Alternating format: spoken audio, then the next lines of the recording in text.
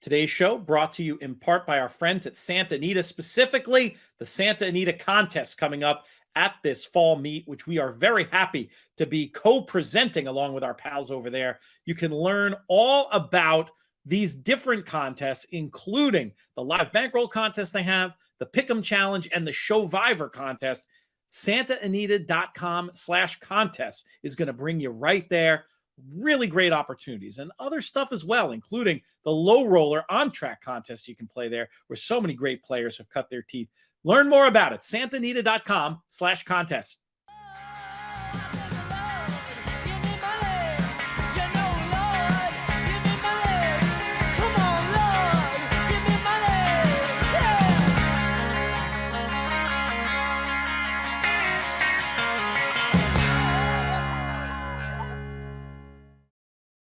Hello and welcome to the In the Money Players podcast. We have so much content this weekend that we have it parsed out in, I'm not joking, I think we're across 4 different shows. So there's a lot going on over here. What a big weekend of racing it is. Santa Anita, we did a live stream last night. You can catch that replay. We're going to have a special audio-only show for Laurel. We're also going to have an audio-only show that covers Woodbine and Hawthorne and the Meadowlands, as well as Churchill Downs. So those tracks are going to be elsewhere. This show, we've got an all-star lineup of guests. We're going to be kicking it off with Jonathan Kinchin and Steven Crist talking about this pick 6 at Belmont at Aqueduct on Saturday. We've got Billy Koch from Little Red Feather dropping by to talk about the Golden Hour races and a horse of his running on Saturday at Santa Anita, sort of bonus Santa Anita and Golden Gate coverage. We're going to wrap things up with a look at the JRA races on Saturday night that also previews the 4 Japanese runners running in the Prix de l'Arc de Triomphe on Sunday. That's what this show is going to contain, and we're going to kick it off right after this. Today's show also brought to you by our friends at the Breeders' Cup. A busy weekend lies ahead for Win and You're In action from literally across the world. The Belmont at the Big A hosts the Miss Grillo and the Champagne way of action for the Juvenile Fillies Turf and Juvenile. Then on Sunday, October 2nd, we've got the Pilgrim and Frisette. Belmont at Aqueduct, we're going to have a special Baby Talk episode devoted to those. When you're in action for the Juvenile Turf and the Juvenile Fillies, respectively, are the Pilgrim and the Frisette. Additionally, the Churchill Downs ACAC Stakes, that's when you're in for the Big Ass Fans Dirt Mile. And then finally, opening weekend at Santa Anita brings us the Awesome Again Stakes on Saturday, when you're in for the Longines Classic, as well as the Speakeasy Stakes on Sunday, when you're in for the Juvenile Turf Sprint. We'll have it all covered.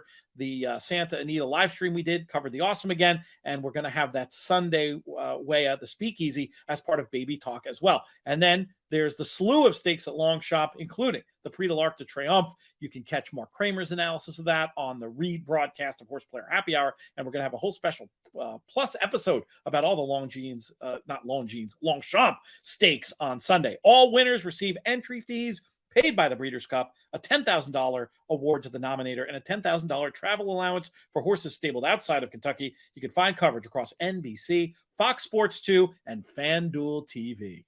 Next up on the show, very happy to welcome in a man I met about a year ago. Instantly enjoyed speaking to him about racing in North America and around the world. He is a correspondent for the JRA content team, here to talk to us about a number of things. He is Toshi Onikubo. Toshi, how are you, my friend? Hi, very good. And I'm so pleasure to be on this program, Pete. I'm very good. And you, Pete? Oh, it's always good to get a chance to chat with you, my friend. Let's start off with a little bit about your background. What is your current role in racing aside from the work you're doing helping promote the JRA here in North America? My main role is working for a company called Net Dreamers, which manages one of the leading horse racing media in Japan, online platform called netkeiba.com. I am the international representative and also working in the business development department, internationally and domestically, both. And racing, not just something you do professionally, but also a passion of yours. You have a big background as a racing fan. Tell us a little bit about that. Yes, absolutely, Pete. I graduated university with a veterinary degree, and I worked for stud farm, one of the leading stud farm, Paka Paka Farm, Irishman Harry Sweeney owned, and I worked for them as a as an assistant manager and reproductive and breaking etc. for as a veterinarian as well. And then I traveled to Ireland and I did Irish National Stud course with the 30 of other members.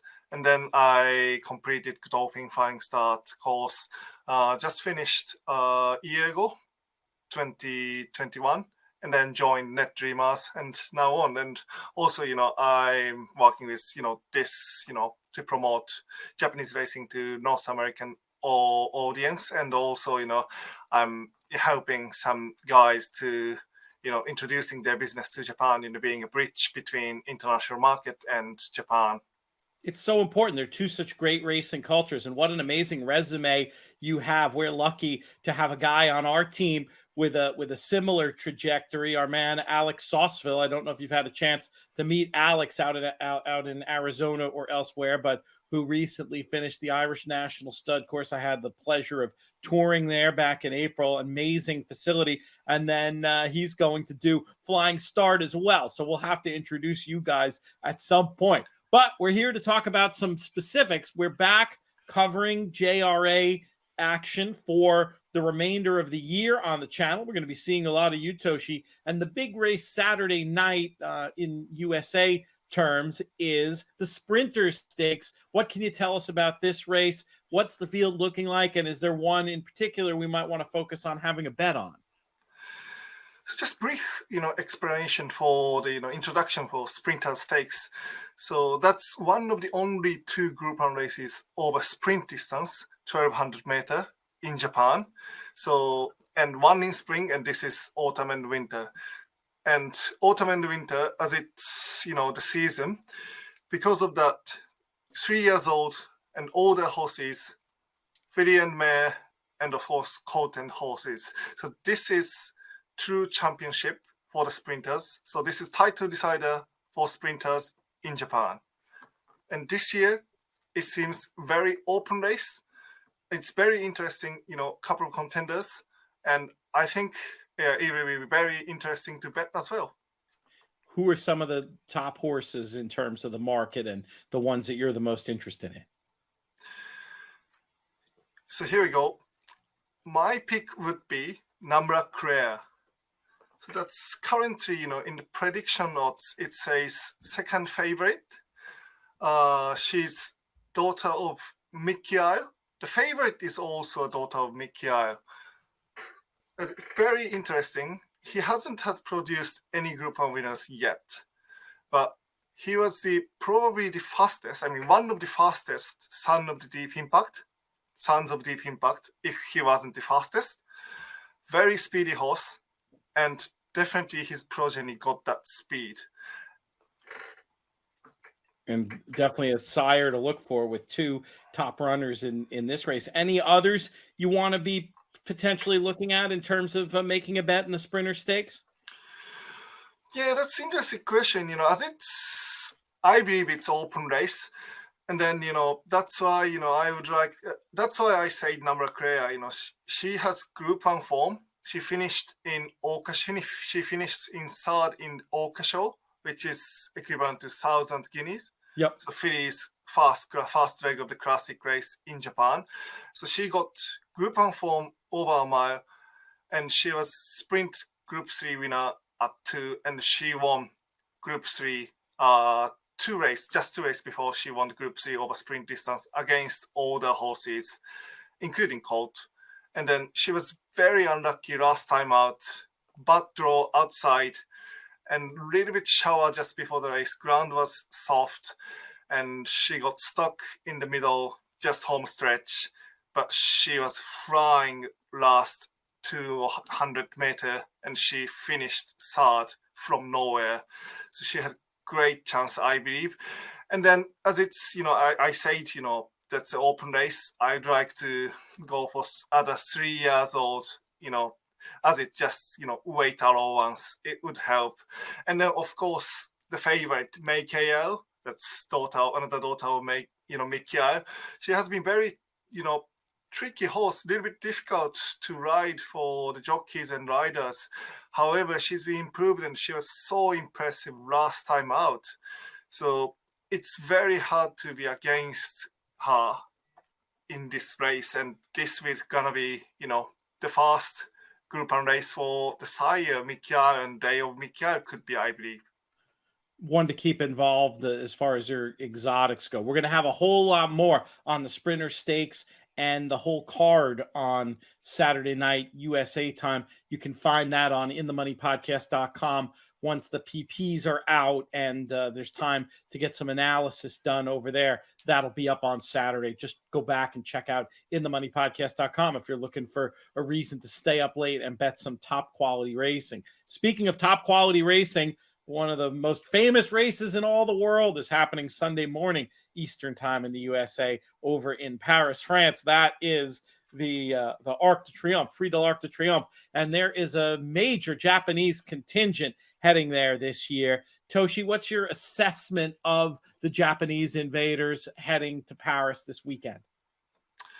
You're very strong contenders, I believe. And as everyone knows, the Arc is Japanese dream, and nearly, desperation to win this race. And this year we got solid 4 contenders: title holder, Dordeus, the Derby winner, and Deep Bond, last year's, prep race winner, and dual group race winner, Stay Foolish. So that's very, very strong contenders we got.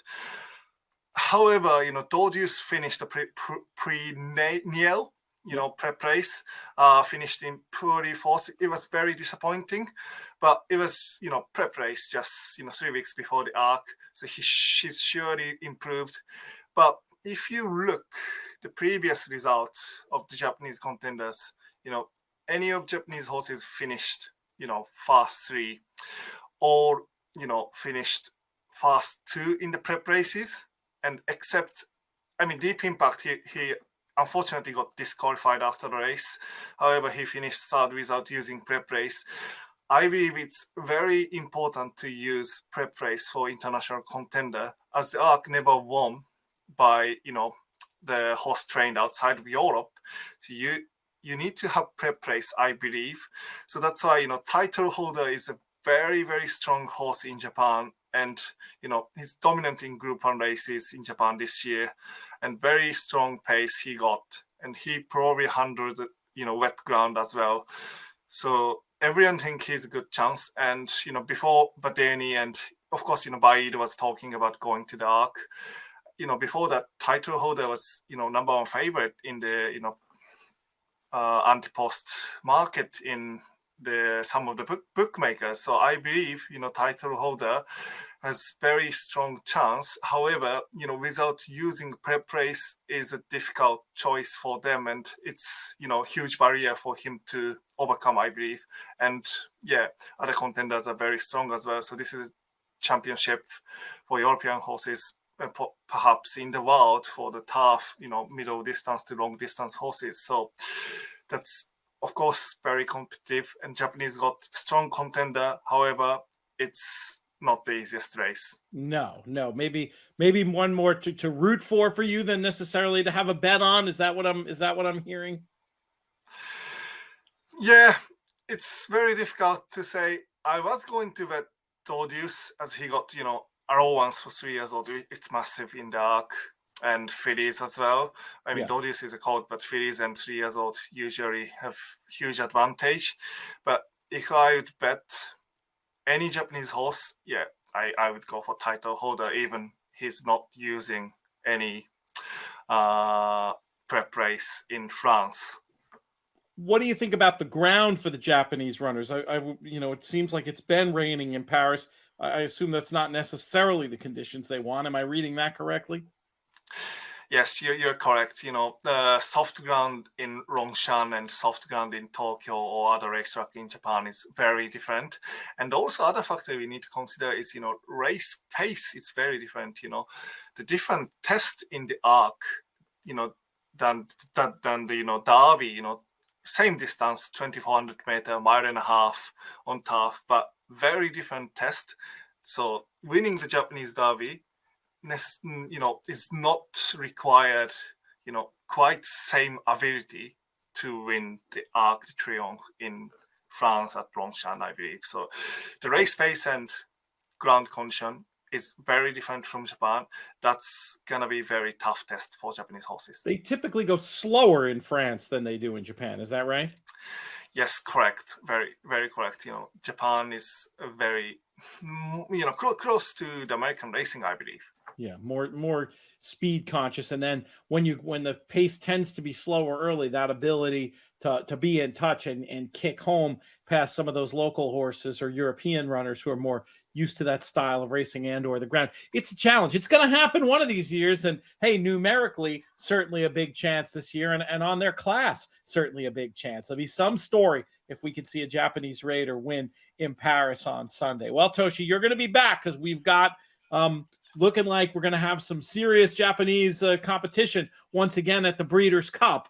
And we'll have you back on to talk about those races when we get closer and to talk about some of the JRA Saturday night in the USA action before then. So really appreciate your time. It's night here in the States as we record and morning there. Hopefully you'll have a great weekend and you'll be back on these airwaves soon. Thank you, Pete. You too. So exciting. And thanks so much. Purses in Kentucky are powered by the Kentucky Thoroughbred Development Fund, aka the KTDF. KTDF dollars in purses are only for Kentucky-bred horses, so breeding in Kentucky is the best way to maximize profits and return on investment for racing and breeding ventures. Churchill Downs Racing and the Kentucky racing circuit as a whole continue to be on an incredible upward trajectory, and we're very happy to be promoting Kentucky racing and the KTDF on the In the Money Media Network. This week, we've got a special segment covering the late pick 4 on Saturday, including 2 stakes races. You can find that elsewhere on the network, thanks to our friends at the KTDF. Next up on the show, very happy to bring in a tandem of guests I've been fortunate enough to have on several times this year, and they're always providing great information. I'm sure it'll be the same in the stakes-laden Belmont at Aqueduct card, I should say, on Saturday. Lots of Breeders' Cup win and you're in action on tap. First, we'll bring in the man who's in the same level as me on the screen. He's also got an interesting ownership interest on Saturday. We'll talk to him about that as well. Legendary handicapping author, Steven Crist. Steve, how are things? Hey, things are good, Pete. And then the man in the lower portion of the screen, resplendent in his regal Breeders' Cup purple, coming to us from La Casa Roja in Saratoga Springs, Jonathan Kinchin. JK, don't forget to unmute. What's up? PTF. I can't believe you can't realize this is Austin. I'm in Austin. Oh, that's the Austin background. Yeah, oh my goodness, I got confused. Your portable setup throws me off. Back on the planet Texas then. How are things in Texas and how are you doing? Things are good. It's a little bit warm. I've been in Saratoga and the weather's obviously a little bit more fall feeling, and then you get back down here and it's back to 94 with the AC blasting in the car. So it's a little bit of a shock to the system, but no big deal. Steve, have you spent any time in Texas? As little as possible. Fair. We deserve that as of late. I'll take it. Too funny. All right, let's dive into these races, gentlemen, because we do not have a ton of time today. We kick off this pick 6 with race number 6. It's a New York bred allowance race. We're going 6 furlongs on the turf. Steve, how do you see this one? I see this one as a kind of wide open mess. I have 7 horses open to win the race. If I had to narrow it down to 4, I'd take the 2 King Moon Racer, the 4 Frank's Art, the 12 and 13, whose names are War Terminator and Athenry. But I can't entirely throw out Mr. Chairman or Sheriff Bianco. So this is one of those races where you use as many as you can afford. We're very familiar with that concept, and it does look like that type of scramble. And in a sequence where maybe you can get narrow enough later that you can use all of those. JK, do you have any more clarity as far as the 6th race goes? I mean, I wouldn't call it clarity. I'm just going to approach the race a little bit different. I agree with Steve. If you don't use one, you got to use 19 of them. I just really like the story that I've come up with the 4 Frank Sart's horse. Debuts, first time out, runs well, wins impressively. Then they try to stretch the horse out. And in both of those races, if you watch the replay, pulling or rank, going longer in both of those races. And so my hope is now going back to the shorter distance, going back to the one turn, he won't have to kind of fight himself in that race, won't have to use too much energy. A lot of just kind of sit there, find his stride, and then still finish like he did on debut. So usually in sequences like this with a bunch of stakes races, Pete, you know me well as everyone else does, as anyone else does, that like I like to single horses with these big names that we know they're going to show up and run. We know that who they are and what they are. And it's not very often in these allowance types races or the maiden claimers that in these sequences do I find myself singling. But in this sequence, I'm going to try to make this whole pick 6 work because I was right about this opinion with Frank's art. And the good news is the first leg of the pick 6. If you get knocked out, you got the pick 5 in about 20 minutes. And speaking of that pick 5, it kicks off with the Grade 1 Woodward Stakes, 1.125 miles on the dirt. Not something you see every day here. A 1-9 morning line favorite. Personally, I love the fact that David Aragona made Life is Good 1-9 because I think that's a pretty accurate reflection of his chances to win the race. Steve, what do you think of this race? Is it as simple as Life is Good? And what do you think of the concept of a 1-9 morning line shot? I too applaud him for making the horse 1-9. You know, there's a lot of tracks that would make him 4-5 and pretend that this is some kind of a competitive affair. It's a walkover. I mean, they found 4 horses to run against him who aren't in the same universe. He'll go to the lead and we'll watch him run around the track, and it's that simple. JK, any disagreement? No, I mean, we joke, you know, there's a lot of joking that you could say, oh, this horse could win the race running backwards. I actually thought of a joke that I actually do think is true. I really believe that if they started him behind the gate, that Irad would be able to navigate him around the gate, like to get, and then still win the race. I truly, truly believe that.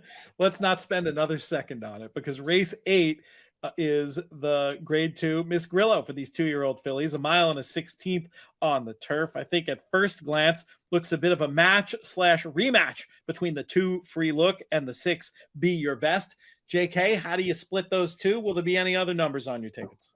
Yeah, I mean, Be Your Best is likely the best horse in this race. The way, you know, there's a couple of horses that the way that they move physically is so good that even I can tell who doesn't barely recognize unless they have 3 or 4 legs.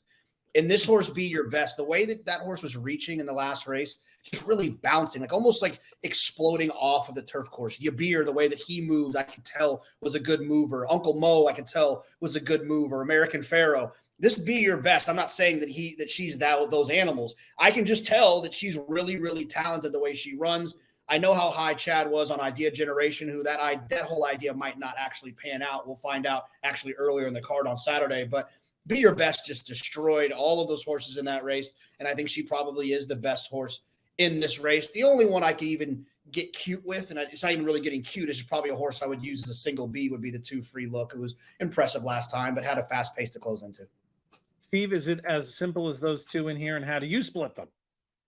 I don't split them. They're both A's with me, but I will use a little bit of Alluring Angel.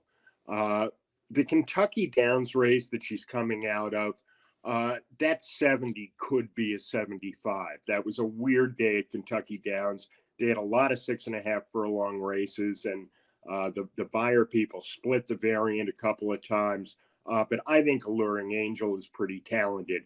Whether she's up to the level of the other 2 yet, I don't know. But she's really the only price opportunity in here. Everyone is going to go 2-6 in this race. I'm going to throw in a little bit of 4. Do you you'll use those equally, Steve? Any top pick between the 2 and the 6? Yeah, I guess I would go with the 6. I just feel like the the 2 has a little more ceiling. The Chad horses can just jump up another 5 or 6 points in their 3rd career starts. But Be Your Best was so visually impressive last time. I have nothing bad to say about her. And you had another thought on this one, JK, before we move on? Real quick. I don't know what time this is going to air, but either way, let's go ahead and talk about it. Today, which is Friday, we recorded this at Aqueduct. In the 6th, there's a horse in the 10th named Moon Age Dream. And if you look at the workout reports, Moon Age Dream has been outworking Georgie Spirit, who's running in the Miss Grillo, and also alluring Angel. So if you get this in time, I think that could be a little push for the 6th on Friday at Belmont at Aqueduct. A horse that's been working with these 2 stakes types. I've got a great segue here. Moon Age Dream, of course, makes me think of the David Bowie classic Moon Age Daydream from the Ziggy Stardust album, which I'm sure, JK, you're very familiar with. That makes me think of another David Bowie themed name that's going to be on display in race number 9, who happens to be owned by one of today's guests, Thin White Duke. Tell us about this horse, Steve. How he's gotten so good. I just want to hear what it's like to have been involved with him in general, and what you think of your chances here in race number 9. Well, it's been a tremendous ride, because as a 2-year-old, he was exciting, and he won 2 stakes races for us, including the Funny Side at Saratoga while he was still a maiden. And then last year he came back and he was just awful. Grass or dirt, it didn't matter. And there was something wrong with him. We turned him out for 9 months, and he came back, and you don't know what to expect after that. I mean, he might be finished, but, he owes us nothing. He won those 2 stakes as a 2-year-old.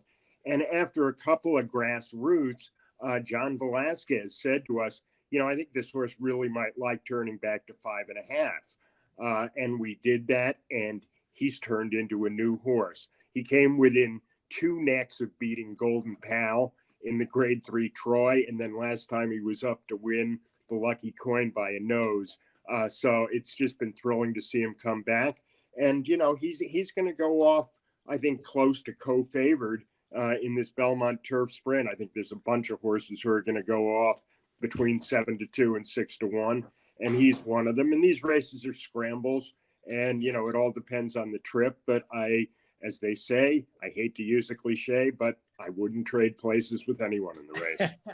Do you have anybody in particular you're worried about? When you have a horse in a race like this, do you look at it with the same sort of objectivity you do a race you're going to bet, or is it a different kettle of fish? It's a different kettle of fish. And also, I don't want to get too far into looking at the other horses, because as the owner of this horse, I am not allowed to bet against him, which means that if I play this pick 5 or pick 6, I'm singling him. So, I really don't want to torture myself with, there's one other horse who, I'm really afraid of, when I can't use that horse. So I'll be singling in here, but not a great race to single. Totally fair. In a funny way, maybe it's a great race to single, because I think so many people are going to think it's so wide open, just strictly from an expected value point of view. Yes, you're complicating your win bet on your own horse, but I don't hate the idea. JK, we can bring you in for the more objective assessment of this Belmont sprint. Well, I don't want to mess up. I don't want to mess up Steve's mind. Like he said, he can't use other horses, so I don't want to convince him. No, I think that this is a situation where I recognize how good Golden Pal is, and I recognize how good Thin White Duke is. And because of that, this is why I picked Thin White Duke last time when he won in the Lucky Coin, because I thought that was so impressive what he did, staying so close to Golden Pal. The 2 Arzak was close as well to Golden Pal, so probably deserves a little credit. The 8 Fauci just kind of always shows up and is going to win one of these races at some point at a big price. And the 10 Dancing Buck exits that Golden Pal race too. If Golden Pal or Thin White Duke aren't in the running lines recently, then I'm not using them. Those are the only horses I'll use, just because I think that those are the quality horses in here. Lots of 7 with maybe a little 2, 9, 10 for JK. Is that what I'm getting? That is about right. Let's talk about more Breeders' Cup win, and you're in action. The Grade 1 Champagne for these 2-year-old colts. We're going a mile on the dirt. JK, we'll keep it with you. I'm going to kind of press a Gulfport. We've talked about on the show before, where I'll kind of pull up the ticket maker thing, and I'll make a ticket with the 3 Verifying, the 4 Champions Dream, and the 6 Gulfport as A horses. But then I'll come back and I'll open up another window and I'll just use Gulfport as an A to kind of have that extra push, that extra oomph that I want on that ticket. Gulfport's first 2 races were very, very impressive. There's the tricky trip ride where Joel and the Saratoga Special that we can forgive. And there's the sloppy racetrack I think you could probably try to forgive last time. I'm going to stay on Gulfport one more time to get a fast track to be able to show us who he really is. But I do think Champions Dream and Verifying deserve some attention as well. Champions Dream was very impressive for Danny Gargan on debut. And I think he'll probably take a step forward. And then Verifying the same way for Brad Cox. Steve, who do you think wins the Champagne? I think I must be crazy because I love a horse in this race who nobody else likes and who's the longest price on the morning line, and that's Blazing Sevens for Chad Brown. This is a race, you got a 6-horse field, and to my mind, 5 of them are speeds who don't finish very well. Whereas Blazing Sevens in his debut really pulled away from a field. And I know the time may look slow, but that was when the Saratoga track was very, very deep. And for a horse to be able to run away from his field the way this horse did in the stretch, I thought was very impressive.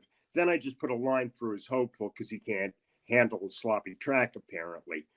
He ran very poorly. Now, speaking of sloppy track, we have to kind of, with this entire sequence say there's a very good chance of serious rain tomorrow. I mean, I just looked and it's like 70 to 80% all morning. It doesn't taper off until 3 o'clock. So, if there's a monsoon, we could still end up with a sloppy track and off the grass races. So, be aware that's a possibility. But if it's not a sloppy track, I'm going to take a shot with Blazing Sevens. Now, I'll also use Verifying and Gulfport sort of as Bs, but this is my horse for the day.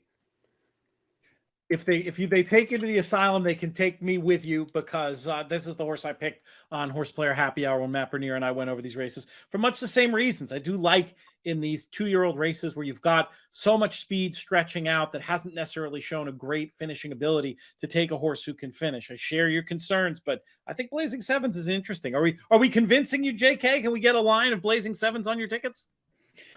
I got to be honest, I had a conversation with Chad, and he was like, "I'm gonna run Blazing Sevens in the Champagne," and he kind of said it like some confidence, and I was like, let me look at Blazing Sevens numbers. I looked at his numbers, and I was like, "Oh, okay, cool." Like I didn't want to burst his bubble, but when slower horses beat faster horses when they get a setup, and I think that's it makes sense. It makes sense. And Steve makes a great point about the figure that I wasn't even considering. I'm super curious to see how it plays out, and hopefully the weather doesn't mess with things too badly, either here or at Laurel, which we'll have Laurel covered on a whole other show. A bunch of stakes racing going on down there. But one more race we're going to talk about here at Belmont at the Big A. We've got just a few minutes to do it. It's our nightcap. We've got 3-and-up filly and mare New York breds going 6 furlongs on the dirt. Field of 10 scheduled to go postward. Steve, will ask you the key question about this pick 6. How are we going to get paid? Well, this is a race that's somewhat weather related because if we do have a sloppy track, I think Can't Hurry Love is close to a cinch in this race. Came off an 8-month layoff on a sloppy track and posted a figure that no other horse in this race, can get near. So I'll be watching the weather before I make out my ticket singling Thin White Duke. If we have a more normal track, I'm looking at 3 outside horses, the 7 Teleperfect Tale, the 8 Rebo's Valentine, and the 9 Liberty Flame. 7, 8, and 9 on dry. The 3 if it's wet. JK, how about you? What numbers do you see to cap off this pick 6? Yeah, I felt the same way about the 3. Even regardless of the racetrack, just the fact the horse ran so well off of a break, you'd like to think there would be another step forward. It was also the first time with Lasix last time, so maybe that kind of helped move Can't Hurry Love to that next level of speed figure. And then the 10, Patria, towards the outside, lures Irad, has some very fast early pace figures, drawn towards the outside. I'm a sucker for that. A horse that can kind of stay connected, stay tactical, not have to get stopped. And sometimes they just kind of keep going while the other ones have a little bit of trouble. And then as B types, I had the 4, another one with some early speed, the 7 and the 8 as B types, just using the 3 and the 10 as A's. 3, 10, and did you say 4, 7, 8 on the backup line? Yep, 4, 7, 8. Great stuff. Guys, really appreciate the time this morning. That was lean and mean, as we were hoping it would be. I'll be bothering both of you in the near future. So much good stuff happening, Belmont and Aqueduct, as we segue into the Breeders' Cup. And Steve, we wish you Godspeed. We'll be, as we have since this horse's 2-year-old year, we'll be rooting along with you. Have a great day out there at Aqueduct. Appreciate it. Thanks. JK, we'll see you on the TV. See you. All right. Next up on the show, we bring in a man who from his podcast on this network that he does with Michelle Yu, the Owner's Box. You also know him as one of the founding and managing partners from Little Red Feather Racing. And he's coming to us right now, it looks like, from the fancy Little Red Feather suite out there at the great race place, Santa Anita. Billy Koch, how are things? Everything's good, Pete. Happy to be here. Happy to be home for a minute. It's nice to come back to Santa Anita. We get in our suite and got a bunch of runners this weekend and a bunch next weekend, and obviously a lot of Breeders' Cup preps. So we're excited. The partners are excited, and it's nice to be here. It's a beautiful day here at Santa Anita. It usually is. It usually is. I was supposed to be out there this weekend, wasn't able to make it. I will be at Keeneland end of the month. I got an England trip coming up in between. What are your Keeneland plans? Will you be in Lexington at all? I will. I'm going to be here for I think I get to Keeneland on like the 24th that week. So it's 2 weeks before the Breeders' Cup. Spend some time there. Enjoy the fall Keeneland meet, which is awesome. And then get ready for Breeders' Cup. That Breeders' Cup week is going to be amazing. The draw is on Monday. It's at Rupp Arena. Like, there's some fun stuff that's going to happen that week. It's a special place for it. It should be great. I'll be there the last few days of the Keeneland meet proper as well. Perhaps we can get a fun day in the green room and not get into trouble. Love the green room. Love the green room. Love Misty. She is awesome. That's a great team. It's a great team they have over there. Let's talk about, we're here to talk about the Golden Hour Pick 4 on the Santa Anita card on Saturday. It's a stakes-laden card. We did a whole special show about it. Folks can find elsewhere on the YouTube channel or in the podcast feed. Here we're going to focus Golden Hour, but I would be remiss if I did not ask you about a horse we talked about the last time that he ran, September 3rd at Del Mar. Gold Flippin' Phoenix is back in action for you and your partners. Billy, how's this horse doing? What are the expectations in the John Henry? Well, yeah, Gold Flippin' Phoenix. Is that what we're calling him now? Well, it's a family show. Okay, Gold F and Phoenix. Yeah, he came out of that Del Mar handicap in great shape. Obviously, it was an amazing race. Pratt rode an amazing race. Free trip to the Breeders' Cup turf, which is a $4 million race. And when you have a situation like that, Pete, you have to be really smart about, do you run in between? And the horse came out so good, and Phil D'Amato, who's obviously done a tremendous job and does a tremendous job, just said, you know what, I think it'd be good for him to run rather than just train up to the Breeders' Cup. He's a lightly raced horse. He's only made 8 career starts. Hasn't missed a beat this year. If you look at his form, it's funny because I was looking at this last night. He ran January, March, April, June, July, September. So really, we've spread out his races nicely, but there's only 8 starts. You're going to head to this Breeders' Cup for $4 million with horses that have run, 30 times, right? I mean, and so Phil said he's feeling really confident about himself right now. He's training good. He's really sound. Let's run him here. And it's an interesting spot because it's not one we have to win, right? You just have to run good. And there's a little bit of speed in here with Master Foxhounds and Breakpoint.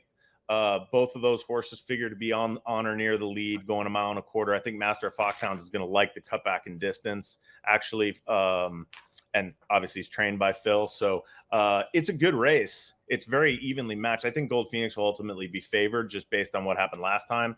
But it's not a race he has to win. I think he's going to be sitting probably last.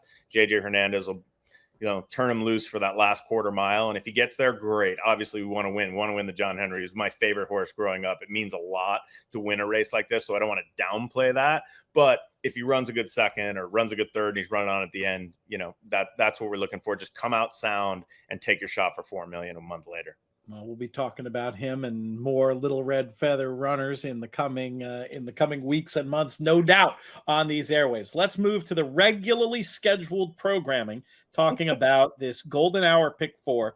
Kicks off in Santa Anita's 9th race, the Unzip Me Stakes. We're going down the hill, 6.5 for these 3-year-old fillies. What numbers do you see on your tickets, Billy? Well, when you have a horse that's probably going to be, I think she'll be a big favorite. I think it's Connie Swingle, the 5. It's Phil D'Amato on the grass. Kyle Frey knows this filly. She's 2 for 2 at Santa Anita. Absolutely loves it here. Ran a huge race down in Del Mar when she got back to the grass. She beat Legs Galore that day, and beating Legs Galore at 5 furlongs is not easy. And I think she stands out in this particular race, but you're not going to get a price. So what I would do is I would bet one kind of big ticket singling Connie Swingle to start off your pick 4. Then I would maybe do a smaller ticket. And the horses I kind of like the 2 Jeff Mullins runners, the 2 Delmona. She's a new shooter, and I like that. She had run at Santa Anita. She has won down the hill, but then she went back east, comes back now. She gets Rispoli. Countess Rosina, the 4, is 12-1 for Ryan Curtola. We haven't seen this horse since early July in the San Clemente. Gets back down the hill. She had run down the hill. In fact, she lost to Connie Swingle 3 back. So those 2 horses are prices, and I would also give a shot to the 8 Tesoray for Pete Miller. Hector Barrios, for those of you who don't know, has just torn it up out here in Southern California. Really was a revelation at Del Mar. And this horse is also 12-1, and I like her cutting back in distance. If they go too fast, maybe this horse gets a piece. So one big single, and then just a small ticket, kind of a cover ticket with the 2, the 4, and the 8. I like that approach. I was with you on Connie Swingle. Has not only a horse for course on the downhill, but a horse who seems to do particularly well on the downhill and is so versatile and cool and fast. Just seemed like the obvious one to have as the top pick. I was a little bit interested in the 10 Briefcase Girl. I like the outside posts going on the downhill. I like the cutback from the mile for a horse with this kind of profile who is running faster than average, pace figures going longer, projects to be in a good position. I definitely wanted to have some Briefcase Girl as a B with Connie Swingle as an A to get things kicked off. And with that, we'll move up north. The first Golden Gate race we'll be talking about is race number 9, 7:53 Eastern, the scheduled post time for this 1 mile allowance race. Field of 8 going postward. Billy, who do you like in here? I hate this race really because I think it's pretty chalky. I think the 2 favorites, Kings River Knight, the 2 Andy Mathis, 8-5 on the morning line. I don't look at buyer speed figures a lot, but I don't have sheets for this race, but has paired 80s, won his last 2 starts, both impressively at Del Mar. And when you're talking about, a state bred maiden, because this horse is a Calbred, and then a state bred one other than, obviously they're not open races, Pete. So he's running against Calbreds, and now he's got to face open company. But the problem here is the horse he has to beat is also a Calbred, and he's at Golden Gate now and not Del Mar. So I think this horse is very obvious to make it 3 in a row for Andy Mathis, who had a huge meet at Del Mar. And then his danger is US Danger, the 4, 5-2 for Jonathan Wong. Anytime you're talking about a race at Golden Gate, you look for Wong. Asael Espinosa has had a great start to the meet. He's hitting at 26%. This horse has plenty of speed. There is a lot of speed with the horse outside of him, or her, I should. Oh no, him. Anita New Mercedes. How do people name these horses? Anita New Mercedes. I don't understand it. The thing that gets me is it's so easy to call a horse a filly when the name starts with Anita. That's why I got confused. But I think US Danger sets the pace. I think Kings River Knight sits right off, and I think it's one of those 2. I would probably push the 2 more than the 4. So make a couple of tickets if you're making that A-B grid. But I think one of those 2 horses wins this race. I like the same 2 horses. I had it in the other order. Just looking at pace figures, I think there's a chance that US Danger could end up finding himself clear in this spot. Found the mile just a little bit too far the last day, but I'm hoping that it doesn't get too much harassment up front and can maybe walk the dog a little bit on the lead. And we'll see if this Jonathan Wong runner can't get the job done in the second start of the layoff. But I did think that Kings River Knight looked a little bit too sharp to ignore. Made a move into the fast part of the race last time, stuck on well. Just has this very forward profile. And, you know, looking at the specifics of that Calbred allowance the last day, I don't think this is a particular step up. Look, it is theoretically. I was kind of saying it's not. Yeah. When you look at the particular group of horses, the horse just fits like a glove. So I think we're both the same in there. 2 and 4 to the hoop to get things out of there. Anything else on this one? No, I've done some work just with Andy Mathis recently. We have a couple horses with him now, and does a really good job. Very good trainer, very on top of things, good communicator. So if anybody's looking for trainers in that kind of a smaller trainer, especially maybe up north, Andy Mathis does a really, really good job. It's a good tip. And, you know, I get that idea. I understand why so many owners are attracted to the biggest names in the business. But, you know, the way that I look at the world, having, you know, with a smaller operation, somebody who you have a chance to have a runner who's going to be, you know, closer towards the top of the pecking order in the barn, that's an appealing notion. And anytime you can find somebody sharp and on the come, I mean, you obviously have a good track record in your career finding trainers in that exact profile and sort of going on the ride with them. Yeah, you just want people who know what they're doing and who run a very good barn and who are organized and who communicate. As a partnership, we need communication. Right. Period. It's a little different, right? It's different than some people. It's not a phone call. How'd my horse work? It's like we need a little bit of information so that we can then, what's the word I'm looking for? Disseminate. Yeah. How about that word? Where'd that come from? That was very good. That's my Northwestern education, Pete, right there. The SAT, the old English SAT is coming into play there, Billy. Yes, but it makes sense. Your needs are different than just somebody who, you know, an individual owner. It's different than these partnerships are so great. The way they help grow the game and bring in so many owners. I mean, I meet so many owners who started out with Little Red Feather or another partnership, and the needs are different. And a trainer, you know, a lot of trainers famously prefer horses to people, and I get that. But, you know, the ability to shine a little bit of a light and create like an experience around the thing, when you can find somebody who can do that, it's bonus points for sure, and kind of a sine qua non, I would think, for someone in your position. Yeah, I don't know what that means, but it's essential. Does that work? Oh, okay, much better word. Now I just showed off my lack of education. I'm throwing the Latin in there. You've got the 20. Hey, at least I'm honest. Hey, look at what do you think of my shirt, by the way? Look at this. I wore this for you. That is awesome. You saw me down there at the park last weekend? Yes, I wore this for you. I went during Preakness week. Oh, I think we were probably at the same game, that Thursday game when they came back against the Yankees. Yeah. It's funny. I actually grew up loving the Orioles, funny enough. And at some point, the Mets, who I'm repping today, absolutely took over my brain. But I have to say, this is a fun young Oriole team who overachieved this year, and they're poised for future success. So yeah, we appreciate that. We got all my baseball teams represented. Let's head back down south, my friend, for the nightcap at Santa Anita. We've got these 2-year-old maiden fillies going 6 furlongs on the turf. Really curious to get your institutional knowledge about what's going to happen here. I don't know what's going to happen. These are 2-year-old fillies sprinting 6 furlongs on the grass. Most of these horses, obviously the first-time starters, have never even seen the grass. So you really have no idea. We don't have workout reports yet. We don't have a concept. So I like to go with experienced horses. I was torn between the two, Mimita for Jonathan Wong. We just talked about him. Ran really well at Del Mar, got beat ahead in a pretty good race by Sally Sassy, who I believe came back and ran in the juvenile fillies turf and ran okay. So I would make her my top pick. Jose Valdivia rides 4-1 on the morning line. Then you have Candy Caramel on the outside, she did run in the juvenile filly turf and didn't run badly that day. She was only beat 5 lengths by our filly, Comanche Country, who was 2 for 2 down there and is going to run next week in the Surfer Girl. And then hopefully, fingers crossed, knocking on wood, the Breeders' Cup juvenile filly turf. So this filly cuts back in distance, and Pete Miller's no dummy. She gets outside. She gets Vasquez. She's 7-2. Totally logical here. You got Phil D'Amato, who puts blinkers on, the dance between 6-1. Hector Barrios, we talked about him. We talked about Phil. She comes out of the same race as Mimita. So, and if you look, that was an interesting race. She had trouble there. She ended up only getting beat by 2 3/4 lengths in that race. But it's kind of, if you just glance at the running line, you may not see it. But she was actually had a really bad trip, was coming late.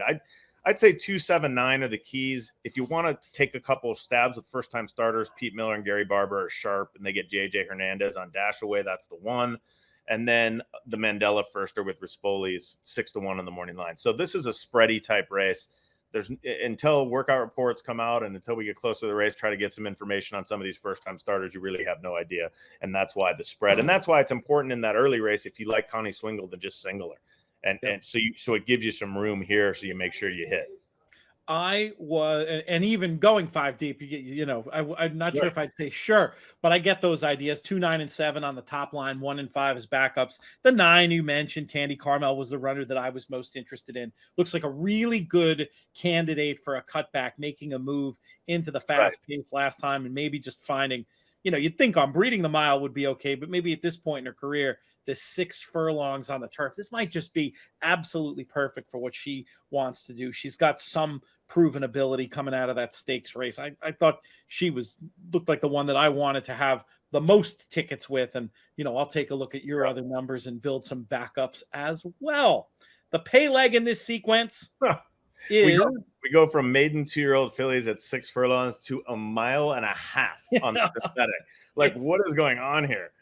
It's one of the fun things about the Golden Hour Pick 4, though. You get a good sampling of races. It all unfolds quickly. You get the low takeout. It's a very the higher minimum, all player friendly stuff, and it just it's kind of fun. It's different. Yeah. What do you think is going to happen? How are we going to get paid? Well, when you're talking distance, it's the most important thing. Right, is can this horse get this distance? It doesn't matter how good they are, how sharp they are, how if they've run, whatever. So I actually looked at Dr. Hoffman, the 5. He just won basically at 1 mile. He did win at 1.5 miles at Golden Gate, and so he was 10-1 that day, 6-1 on the morning line today. I think you got to use this horse just purely on that distance play, because all these other horses. You look at a horse like Vantage Point or Cleopatra Strike. I mean, I'm looking at Cleopatra Strike. He didn't win at 1.25 miles. He's 9 now. He's stretching out to 1.5 miles. You have Vantage Point 7-2. This horse is 1 for 8 lifetime at Golden Gate. Never run further than 1 mile and a 16th. You have Kazan, who's been around forever. He's a 7-year-old. Looking at his, he did run in the San Juan Capistrano and only was beaten 4 lengths at 50-1. So I think you got to you're going to use a bunch here. I think I would use probably Kazan, probably Dr. Hoffman, which is the 3 and the 5, maybe Vantage Point, maybe Cleopatra Strike, just kind of the logicals here, and just hope that you get a price, you catch a price. Obviously, Johnny Wong, Happy is the one. This horse is pretty sharp right now with 2 third-place finishes in his last 2 starts, and he's younger. He's 5. I'm all for 9-year-olds and 7-year-olds. I think it's fantastic that they're still sound and running. We have one of our own, my boy Tate, who's still running in New York bred stakes races at the tender age of 8. And I think he's 8, might be 7. I have to look. But so this is, again, it goes back to when you're constructing the ticket, Pete, and that's why Connie Swingle is important if you're going to single, because I don't think you can have too strong of opinion here with all these horses and just the question marks about the distance and the surface. Yeah, where you can get skinny on those tickets, you can use all 4 that you mentioned potentially, but I doubt you're going to want to play a 4x4x4x4 backup. No, find another place to get skinny. And, and that's why I would even get real skinny on the first Golden Gate race, the 9th, with either Kings River Knight or US Danger. Kind of choose one of those 2. I was more on Kings River Knight. Pete was more with US Danger. I think if you go there and you do a ticket with Connie Swingle and with one of those 2, you could spread in these other 2 races and hopefully catch a price. That's kind of the way to do it. If you don't want to single Connie Swingle, then you're going to have to cut down somewhere. Yeah, I do want to play one combo of tickets that gets skinny to Cleopatra Strike in this spot. Okay. You made the point about the age, but if you go way, way back, and it requires some scrolling to go way, way back in the PPs, I have an actual real racing form in front of me right now. This is the first time I've had this in ages.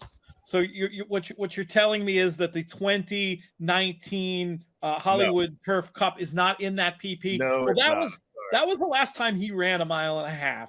Who trained him then? D'Amato? At the grade 2 level. Who was the trainer then? It would have been D'Amato. Yes. Slam dunk. This Yep. horse was beaten a length in a grade 2 going a mile and a half. It's arguably his He's best a really race. good horse, no question. He's the Yeah. class of the race for sure. And second off the layoff and should get a good trip. So while I take your point and I have no argument with running some backup lines, I will have some combos singled to Cleopatra Strike, because as we've talked about many times, I like that. when you can single where others are spreading, Yep. you're like winning in equity terms. So 100%. that's the horse I'm going to go. That would be my selection in this race. And I couldn't argue that. I couldn't argue that. He's the class of the field. You know, he can get the distance, and I can't argue with your point, Pete. I would love to beat him. Well, we'll see what happens on Saturday. We appreciate you. We appreciate Gold Flippin' Phoenix. We'll be rooting for you and the partners. Godspeed, my friend, and we'll see you on the owner's box very soon. Thank you, buddy. Appreciate it. Thanks to everybody. That's going to do it for this edition of the show. I want to thank all of today's guests. I want to thank our founding partners, 10 Strike Racing and the Thoroughbred Retirement Foundation. Most of all, though, I want to thank all of you for listening, making these shows so much fun to do. Reach out with your questions and comments. Sign up for our free newsletter, inthemoneypodcast.com/email. Rate, review, and subscribe wherever you get your podcasts. That's a free way you can really help us out. And if you're willing to spend a little bit more for more content, like little digests of the picks from all the shows and extra shows like our Arc de Triomphe special we're going to be dropping here in a little bit, you can sign up for In the Money Plus, inthemoneypodcast.com/plus to learn more about that. This show's been a production of In the Money Media. Today's producer is producer Craig. Our business manager is Drew Coatney. Our chief creative officer is Jonathan Kinchin. I'm Peter Thomas Fornatale. May you win all your photos